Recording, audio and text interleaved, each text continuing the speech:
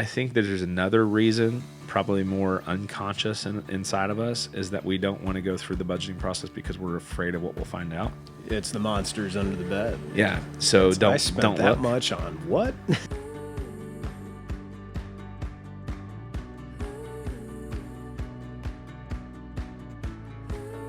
Welcome to Money Therapy. Welcome back. I'm Brandon Chasteen. I'm Bill McGill. And we're happy to have you along with us. We do appreciate you actually tuning in. We know that your time is precious, and there's a ton, infinite number of resources out there for you to be listening to. I think that something that we're offering is just a little bit different from other people in that we're focusing just really on how we as human beings interact with money. There's just less, like there's so much out there that I can quickly Google, certain things about the science of money, the math of money. But I just feel like there's not enough people willing to admit that we can do everything right according to a financial textbook and still be bad with money. It goes back to how we were raised, interactions, things we've seen, right? I can't tell you how many times people told me stories of their family enduring the 2008 crisis. They were too young to even have any money during that time, but it still impacts them. It's because they learned that things can come and go, and there's tons of stress involved with money. We see kids growing up and having certain types of relationships with money because their parents argued about finances so much. One thing that I often ask, one of my favorite questions to ask prospective new clients is, what do you think your parents wanted to teach you most about money? And I follow that question up with, what did you actually learn from them about money? Yeah. Then the follow-up question to that is, what are you wanting to teach your kids about money? Yeah. And then in 20 or 30 years, when your kids are sitting at this desk, what are they going to tell me you actually taught them about money? So sometimes we intend to learn things or teach things, and we actually learn different than what was intended because of the social, the emotional process that we saw people go through. And I think that's another thing we're trying to do with this podcast too, is give people a perspective on how we navigate these things as financial professionals, trying to coach people through that thing. Because with everything that you just said, we always, people have their ways of thinking about, what working with a financial professional may look like. And so another thing we're trying to do is acknowledge these emotional things that happen, the human side of all of this, and the interaction and the connection, and how as financial professionals we're navigating this with you guys and trying to help y'all make better decisions. Yeah, that's well said. I think, at the end of the day, I think the math and the science of life is so unforgiving. And sometimes we can really, really feel defeated because life just comes at us and we do the best we can, but we're not perfect. And sometimes that self-defeat can bleed over into so many things. And what we're trying to say is, look, there's this whole behavioral side of things that, the Google spreadsheet doesn't show you. That's called being a human being. And we know you're in a hard spot, or you've gone through tough times, or things have worked out, or you've been too afraid or too greedy in the past to make clear, rational decisions, or best for us decisions, best for you decisions. But what ends up happening is that if we understand that there's as much math and science behind money, there is this behavioral side, this human being side behind money. And when these worlds collides, it can get messy. So if the outcome is, at the end of the day, we just are more self-aware of the human being side of things, and we can be more forgiving of ourselves for past mistakes or where we're at versus where somebody else is or where we think we should be, then we're giving you kind of permission to step in and take control, right? You can quickly Google, what's a healthy savings rate? We're going to talk actually about that in this show. Yeah. But what also is wildly important and what's harder to Google is understanding, hey, I made these decisions out of a state of necessity in my 20s, and I'm still paying for them now. So it's not quite as simple as just like flipping a switch and saving 25% of my income. Right. And we get it. And we're here to help you navigate a journey toward a place where you can save that, and it takes a lot of time. It's hard work. It's emotionally and physically tiring sometimes. And we're here to do that journey with you, and kind of focus on that side of the human being side of things where we're like, yeah, we get it. It's hard. Yeah, one of the things, one of the reasons why I'm excited about this episode and what you said, really, I'm going to tee you up here real quick. You're going to love this. But, one of the things that jumped out in what you just said was becoming self-aware. How do we become self-aware? And this episode that we're about to talk about is very much all about that journey of becoming self-aware. How do we help clients get there? Things like savings rate, all those things. And so, yeah, I mean, I'm excited for this because here's the tee up. The episode is budgeting equals enlightenment. Yeah. So the dreaded B word. I got a couple lines from our Sunday series email. And I really hope I'm not butchering this name, and I'm sorry if I am.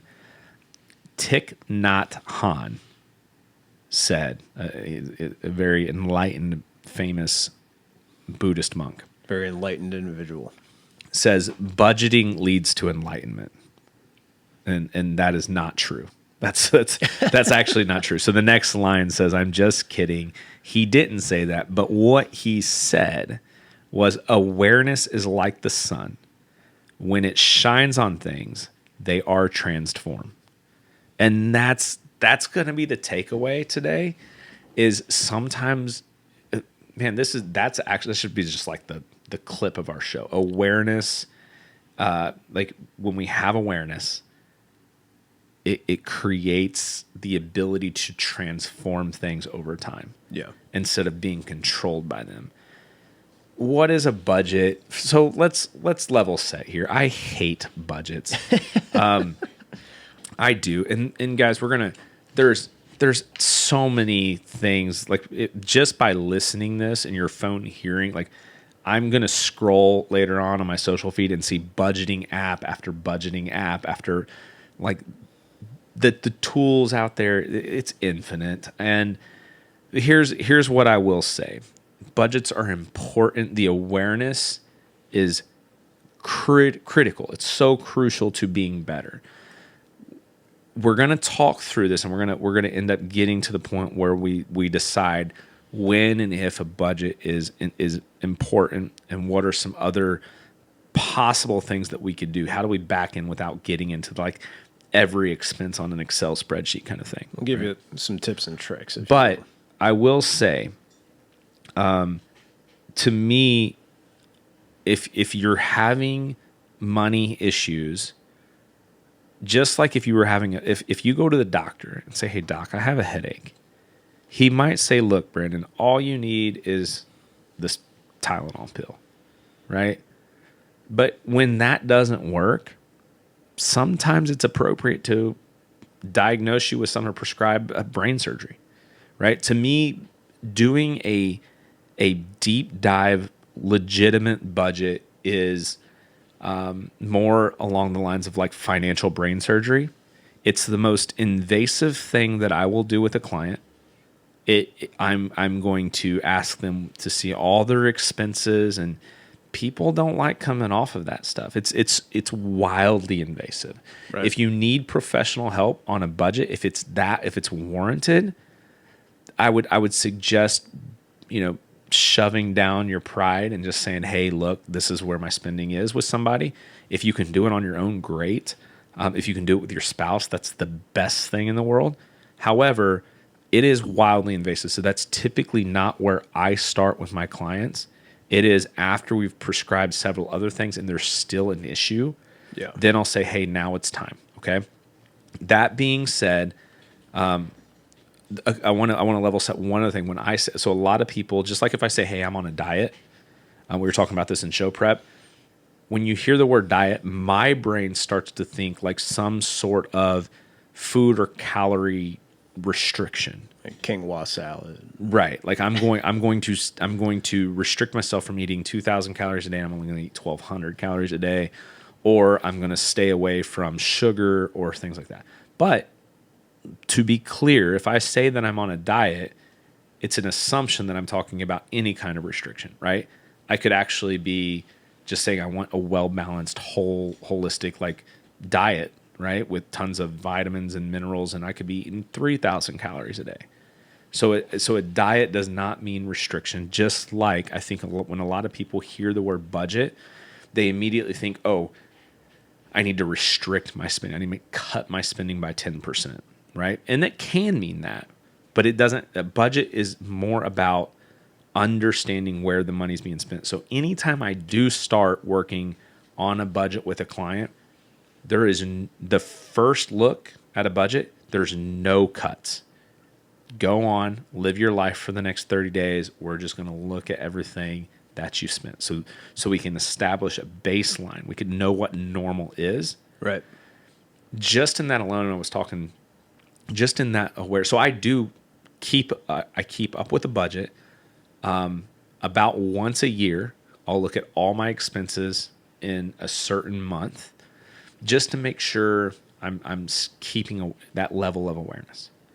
I don't do a month-to-month over deep dive budget. I have my budget that I analyze once a month, and then those numbers drive my spending for the next 12 months effectively, right? So where I start has nothing to do with restrictions. It's all about awareness. In the last time I worked my budget, I ended up and this isn't astronomical, but I ended up finding like an $8 charge that was hitting my credit card. And I still to this day, I was able to get it turned off. I have no idea what that charge was or where it was coming from or what it was for. It was just a charge on my card. Probably something I clicked in an app or on the Apple Store, subscribed to something that I obviously didn't realize that I did. Right. But I was able to turn that off. So just by doing this analysis, and that's saved me, $90-ish a year. So awareness is what the goal is at first. But how do we get to understanding this stuff without having to spend, hours and hours and hours and super invasive work or an overwhelming task for me personally? How can we get there without said budget? Yeah, absolutely. I think that's where savings rate kind of comes into this. Yeah. One of the things, I have some clients that really love Excel and they love to do that really detailed budget, and that keeps them on track. And to talk about kind of my personal situation, my wife and I, we did a very detailed budget. So a lot of work on the front end. And now, we check in once every, once a week, once every 2 weeks. We have just a 5-minute meeting where we just check in. And that's been really helpful just to keep things present in mind. So people definitely, react differently, but they also, operate differently. And with some of my clients, sometimes that's how the conversation goes. And then with other clients, sometimes I don't mind if you don't do a budget.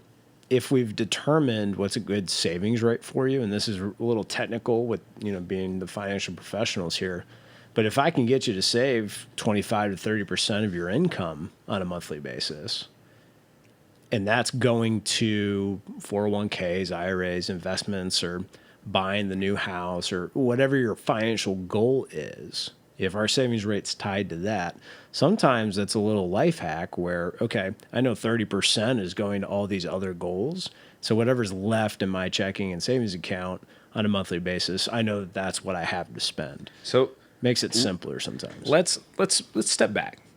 If we're talking about a budget, what are we actually trying? What we're trying to solve for is really making sure our cash flow is balanced. All right. So cash flow is a financial term that stresses some people out because they're not entirely sure what that means. All we're saying is you have money coming in and money going out. Right. And we need to understand that changing of hands when it comes to our dollars. So when we're talking about money, people earn money, so that's the inflow. I can earn money through a job. I can earn money passively through like a rental property. I can have a pension, maybe an annuity is paying me, potentially Social Security is paying me. All these things could be paying me money, right? There's a lot of side hustles. There's a lot of ways to make a gross amount of money, like gross being a total amount of money. So let's say through all my endeavors, my total income, actual legitimate, is $100,000. Now, this can be tricky or something to think about because sometimes the check that you get from your job has already deducted, insurance money, tax money, contributions to 401ks and all this. So you're getting a net paycheck. We're really focused on the gross amount of money. So you might actually have to look at a pay stub and say, oh, I actually made $5,000 this much, even though I only received $3,800, right? So we really want to focus on the gross inflow. And then when the money gets to me, right, there's effectively 4 places that I can take and put that money. One is taxes. Again, for some people, that's taken out before my money even gets to me. Right. But I have to send money most of the time. Most people have to send some money to pay the government.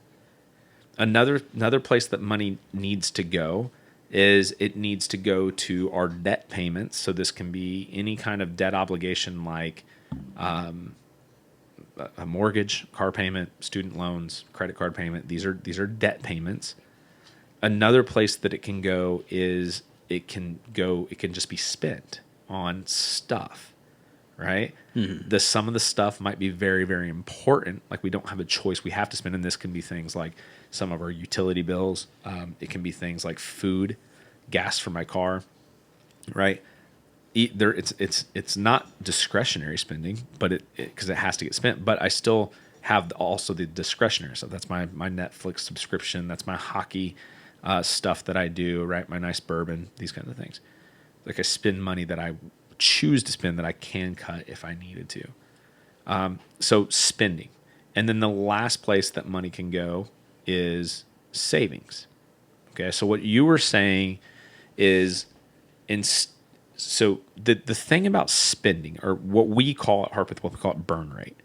Well, the thing about burn rate is it doesn't care where you're spending it. Like you could literally pay your electric bill, pay your phone bill, buy a nice pair of new shoes, buy a pistol, buy whatever you want. Like it does not care. You can spend it on a hobby. Burn rate is burn rate is burn rate. So in that sense, if my burn rate is healthy, I may not need to do a budget, right? If I'm getting control of my spending and I know that I'm spending a healthy amount of money, I probably don't have to keep up with a budget other than the sole purpose that awareness is very, very important, right? How do we know if spending is healthy?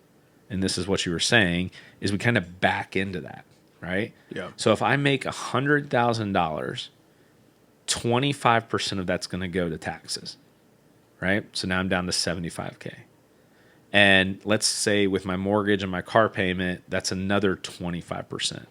So now I'm down to 50K, right?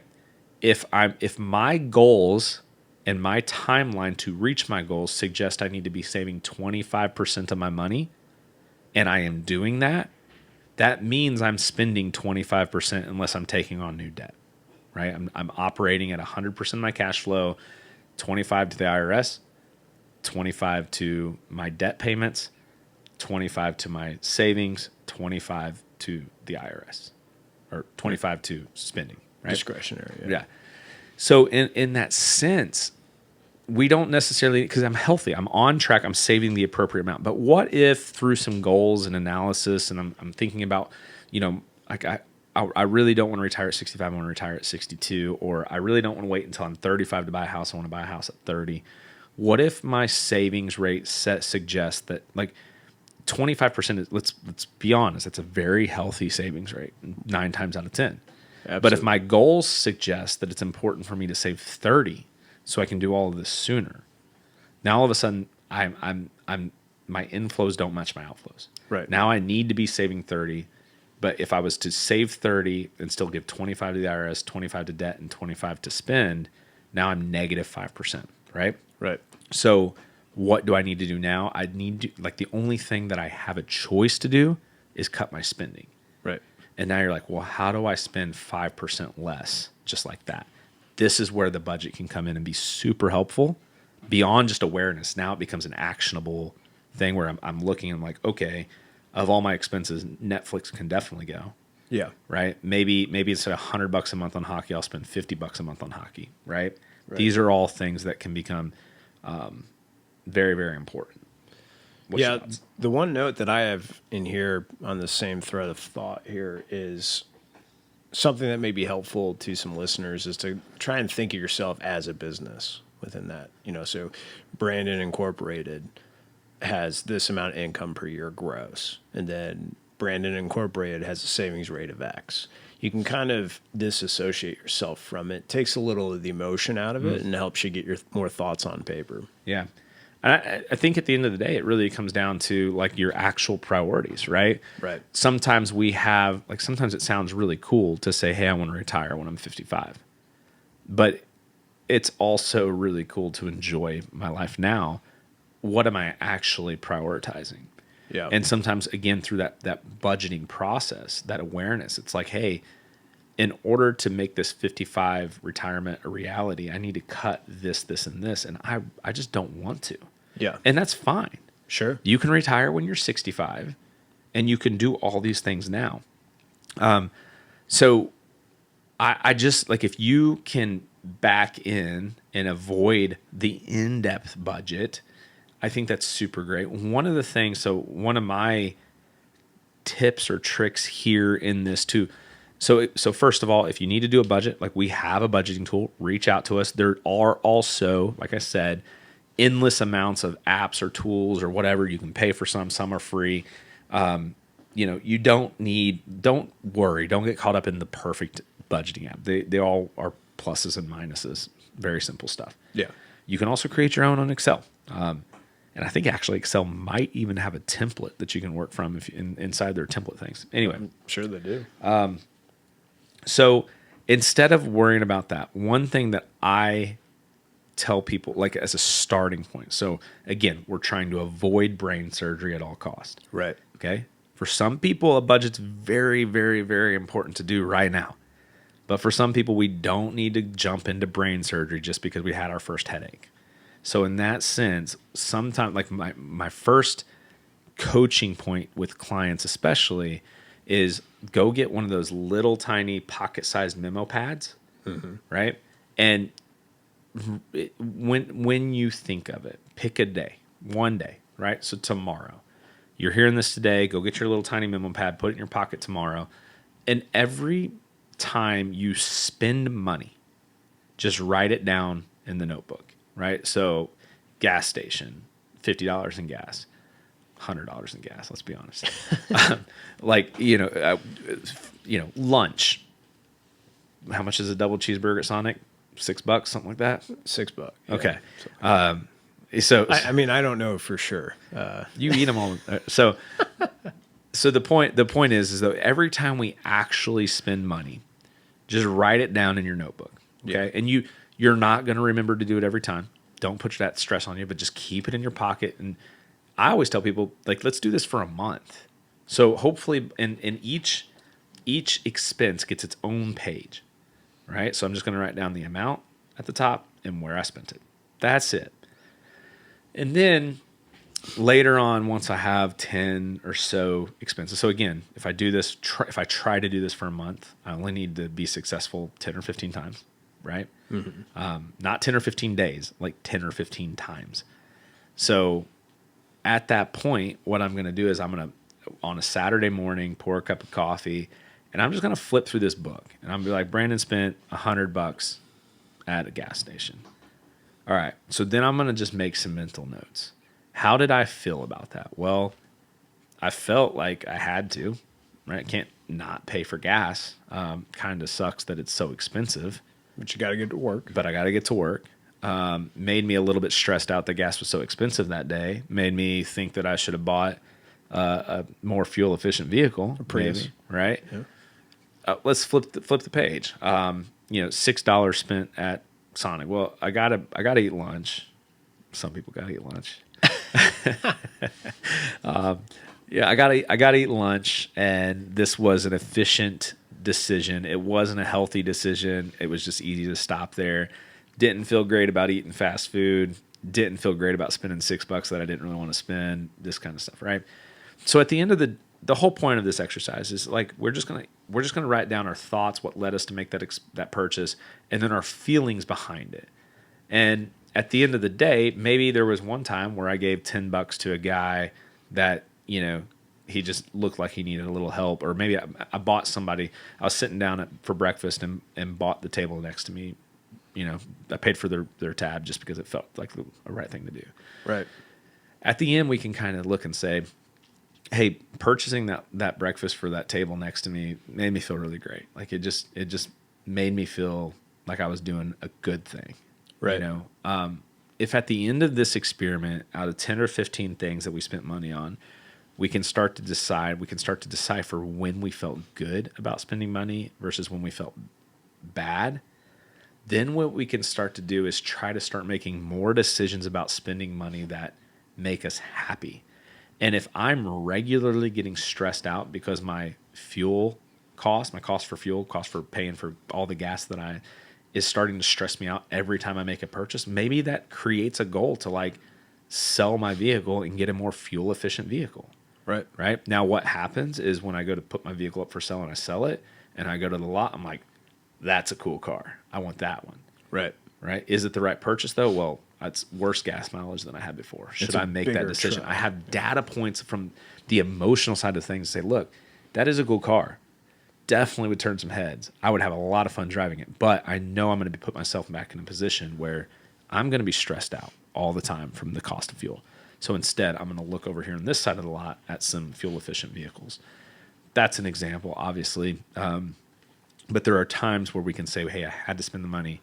Times where we can say I chose to spend money and it really made me happy and fulfilled. That's where we want to be. Yeah. What we don't want to be doing is spending money that we don't have to on things that don't bring us joy. Yeah. Right.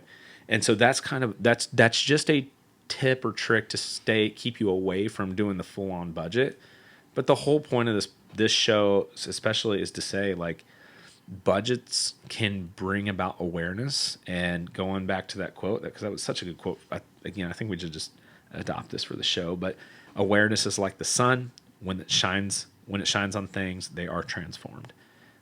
When you have awareness and the awareness is on something that's bringing you stress or you're just unaware, not only will you become aware, but you're going to be able to transform that. And then ideally, if we're creating a budget, we could actually we could be in charge of our spending instead of our spending being in charge of us. Yeah. What's your thoughts?